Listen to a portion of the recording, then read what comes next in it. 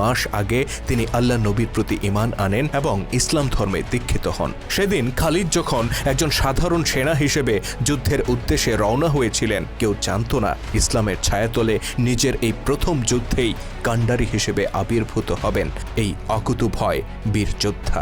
উক্ত বাহিনী বসরা অভিমুখে অগ্রসর হয়ে জর্দানের সীমান্ত এলাকায় অবস্থান নেয়। এই পর্যন্ত মুসলিম বাহিনী জানত তারা গাসসানীদের বিরুদ্ধে যুদ্ধ করতে যাচ্ছে, কিন্তু গুপ্তচর সংবাদ নিয়ে আসে গাসসান গোত্রকে রক্ষা করতে যুদ্ধের পূর্ণ প্রস্তুতি নিয়ে অপেক্ষা করছে 1,00,000 রোমান সেনা। তাছাড়া এই রোমানদের পতাকা তলে জড়ো হয়েছে বিভিন্ন গোত্রের আরো 1,00,000 আরব খ্রিস্টান। মুসলিম বাহিনীর কাছে এই সংবাদ ছিল বিনা মেঘে বজ্রপাতের মতো।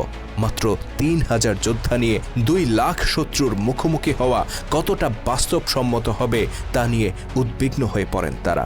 বিস্মিত ও চিন্তিত মুসলিমরা 2